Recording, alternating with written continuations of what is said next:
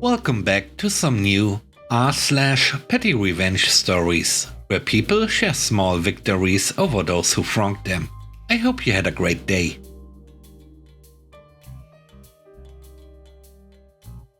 The first story is called No Appointment for You. You never realize something is gonna go on as long as it does, until you look back. 2 years ago, I was given my new phone number when I purchased a cell phone. Immediately I was bombarded by friends, family and collection agents of the previous owner of the number, not the phone. They were all looking for the same woman, by name. First couple of months, I answered that that person must have changed their number, that I just got this number with a new phone. No harm, no foul. But it hasn't stopped, and I found out why. She is still giving out this number. One day, she logged into her coffee app, and it sent this phone the sign-up code. I bounced to it and logged in with the code. The account had her email address. Finally, I can let her know what's going on and hopefully stop this. I used that info to contact her.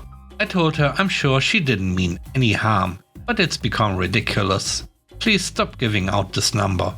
She replied that I'm some kind of stalker freak. I replied that if she continues to give out my number, I will cancel every appointment that comes across, and tell family she passed, and tell creditors where to find her. She blocked my email. I figured all is well if she stops. She didn't. A month ago, her application for a school was cancelled. Today, her dental appointment for Thursday was cancelled. No appointment on my watch.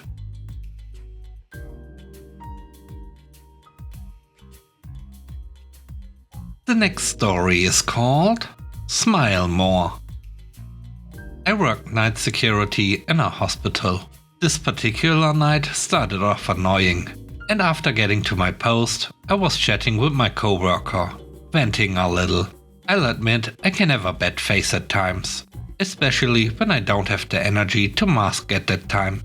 As we were standing there, watching everyone, this guy leaving tells me something like, "Smile more. It could be worse," with a way more chipper attitude than I could handle at that moment. I can make myself cry, but not at the drop of a dime. But I can easily make my eyes visibly well up with tears. So I made my eyes well up, made it look like I was going to cry, and responded that something terrible happened to my kid, and turned away, covering my face. I couldn't see his reaction, but heard him awkwardly mumble a sorry before leaving. As soon as the guy was out of sight, my coworker and I started laughing. I didn't have any kids. The third story is called Revenge on the Scammer. I'm a new dad. I'm sleep deprived and just feel sluggish all the time.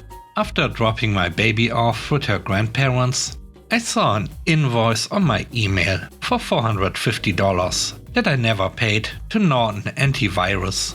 It had a phone number to call, so I called it. As soon as I called, I realized it was a scam, but it sure as heck aggravated me. I pretended to be scammed, up until the point where I'd give my computer control to the scammers, which took a good 10 minutes. I spoke to Melvin. After that, I told him he's a dumb scammer, and he yelled at me. I realized the number was still there. I have 2 Google Voice accounts I don't use anymore that I had for a prior job, so I called them. I kept calling. I kept asking for Melvin.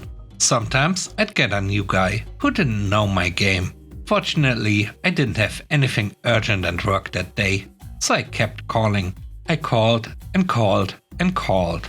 At some point, one of the gentlemen let out an exasperated sigh, saying, "Oh my god, it's you again." I didn't relent. I kept calling. I called over and over and over and over again. I kept calling and calling until I actually had work to do, and so I stopped. Today I woke up and called the number. Today they were PayPal. I got Melvin again. We chatted before he told me to screw off. I called again. I kept calling non-stop for about 30 minutes. After an hour break, I tried calling again. Immediately blocked on all my numbers. I grabbed a family member's phone, immediately disconnected. It was a small, insignificant battle, but I won. No one can call that number anymore. The last story is called Cheap New Tenant. This happened several years ago. I rented from a social housing society in the Netherlands. Over here, the renter is responsible for flooring, wallpaper or paint, gardening themselves. I had taken great care and great pride in both, decorating the house and growing a beautiful garden. When I moved, I talked with the next tenant to see what she wanted to keep, but for a price, of course.